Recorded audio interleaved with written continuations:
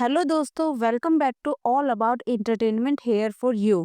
तो दोस्तों, हर बार जब बॉलीवुड में माँ की बात होती है तो एक चेहरा जरूर याद आता है। सफेद साड़ी में लिपटी हुई एक औरत जिनके चेहरे पर दर्द और ममता दोनों दिखते हैं। लेकिन क्या आप जानते हैं कि उसी माँ को बॉलीवुड ने कैसे भुला दिया? तो चलिए डिटेल में जानते हैं निरूपा रॉय की ये इमोशनल कहानी। निरूपा रॉय का असली नाम कोकिला किशोर चंद्र भानु देसाई था। उनका जन्म 4 जनवरी 1931 को गुजरात में हुआ था। सिर्फ 15 साल की उम्र में उनकी शादी हो गई थी। उनके पति का नाम कमल रॉय था। शादी के बाद एक दिन उनके पति कमल रॉय ने एक अखबार में पढ़ा कि बॉम्बे टॉकीज को नई फिल्म के लिए कलाकारों की तलाश है।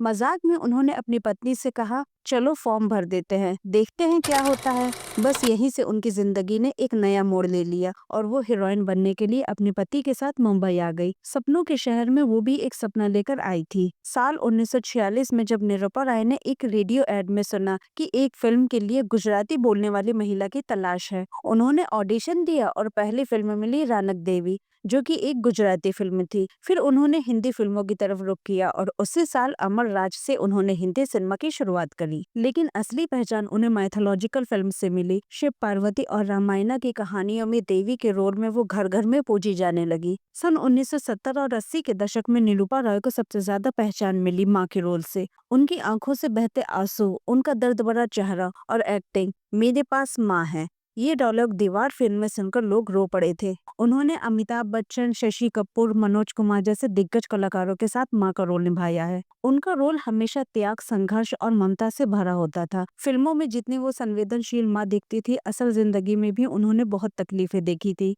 पति के साथ उनके रिश्ते तनाव भरे थे। उनके बेटे योगेश के साथ भी जीवन के अंतिम सालों में खटास हो गई थी। वो मीडिया से दूर रहती थी और बहुत कम इंटरव्यू देती थी। लेकिन उनका दर्द, अकेलापन और संघर्ष फिल्मी कैमरे से छुपा नहीं था। बहुत कम लोग जानते हैं कि उनकी पर्सनल लाइफ बहुत दर्दनाक थी। उनके बेटे से जमीन और प्रॉपर्टी को लेकर विवाद चल रहा था। माँ के नाम पर बने फ्लैट को लेकर कोर्ट केस हुआ था। जिस माँ ने पूरी जिंदगी दूसरों की औलाद के लिए आंसू बहाए, उनकी अपनी औलाद ही उन्हें दर्द देने लगी। धीरे धीरे वो बीमार रहने लगी और 13 अक्टूबर 2004 को उनका निधन हो गया। उस समय कोई बड़ा एक्टर या डायरेक्टर उनके अंतिम संस्कार में नहीं आया था। ना कोई श्रद्धांजलि और ना ही कोई ट्रिब्यूट। जिस इंडस्ट्री को उन्होंने अपनी जिंदगी दे दी, उसने उन्हें खामोशी से भुला दिया। लेकिन आज भी अगर किसी माँ की छवि बॉलीवुड में जिंदा है तो वो निरूपा राय के बिना अधूरी है। उन्होंने हमें दिखाया है कि माँ सिर्फ जन्म देने वाली नहीं होती, वो सहन करने वाली, हिम्मत देने वाली और हमेशा साथ देने वाली होती है। निरूपा राय को 3 बार फिल्म फेयर अवार्ड भी मिला, बेस्ट सपोर्टिंग एक्टर के तौर पर। भारत सरकार ने उन्हें लाइफ टाइम अचीवमेंट अवार्ड से नवाजा भी था।